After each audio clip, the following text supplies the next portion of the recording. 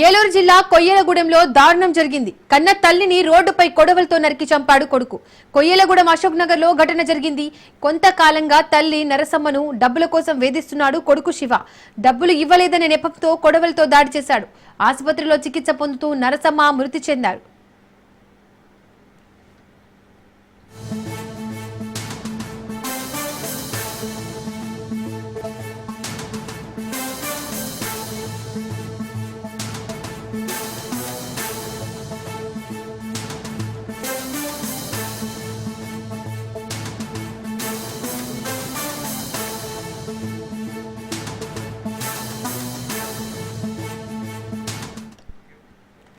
ఏలూరు జిల్లా కొయ్యలగూడెంలో దారుణం జరిగింది. కన్న తల్లిని రోడ్డుపై కొడవలతో నరికి చంపాడు కొడుకు.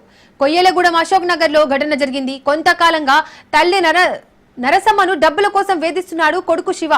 డబ్బులు ఇవ్వలేదనే కోపంతో కొడవలతో దాడి చేశాడు. ఆసుపత్రిలో చికిత్స పొందుతూ నరసమ్మ మృతి చెందారు.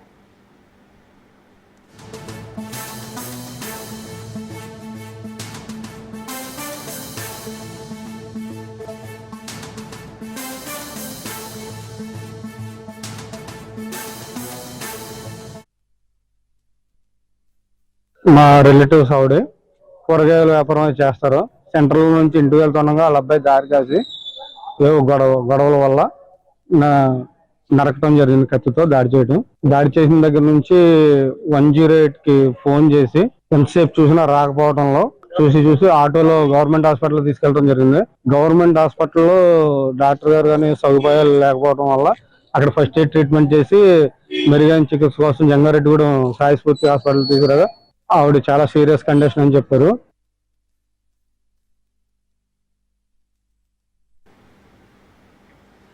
ఇక ఈ ఘటనకు సంబంధించి మరిన్ని డీటెయిల్స్ మా ప్రతినిధి మురళి అందిస్తారు. మురళి, కన్న తల్లినే కొడవలతో అతి దారుణంగా నరికి చంపిన ఘటనకు సంబంధించి డీటెయిల్స్ ఏంటి? దీపిక, ఇది చాలా దారుణమైన సంఘటన. కనీ పెంచిన తల్లిని రకంగానూ అతను నడి రోడ్డు మీద ఈ రకంగా చేయడం చెప్తే చుట్టుపక్కల ప్రాంత ప్రజలంతా చాలా ఆందోళనకు గురయ్యారు. చాలా దారుణమైన సంఘటనగా అక్కడ వాళ్ళంతా చాలా భావిస్తున్న పరిస్థితి ఉంది. ఇది గతంలో అయితే చాలా మంది చేశారు, కానీ నడి రోడ్డు మీద కన్న తల్లిని ఈ రకంగా కొడవలతో నరకడం అంటే చూసిన వాళ్ళు కానీ, అది అక్కడ ఉన్న వాళ్ళు కానీ, లేకపోతే ఈ వీడియో చూసిన వాళ్ళు కానీ చాలా హృదయం ద్రవించిపోయే సంఘటన.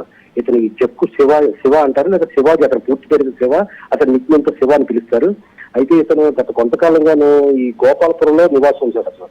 అక్కడ ఉండి అక్కడ చెడు వ్యసనాలకు అలవాటు పడిపోయి అప్పులు పాలైపోయి రకరకాలుగా ఆర్థిక ఇబ్బందులు పడటంతో ఈ గత్యంతలేని పరిస్థితుల్లో తల్లితో ఎప్పుడు గొడవ పడుతూ ఉండడం. అంటే నరసమ్మకి 2 పిల్లలు, ఒక అమ్మాయిని ఒక అబ్బాయి. ఇలాగా చెడు అలవాట్ల వల్ల అతను పాడు చేసేస్తానని చెప్పేసి ఈ తల్లి కొద్దిగా దూరంగా పెట్టడం, ఈ డబ్బంతా కూతురికి ఇస్తుందని చెప్పేసి ఒక అపోహలో ఉన్నాడు అతను. ఆ కూతురికి ఆస్తి ఇచ్చేస్తుందని. వాళ్ళకు ఈ కుటుంబానికి సంబంధించిన ఒక ఇల్లు ఉంది కొయ్యలగూడెంలో.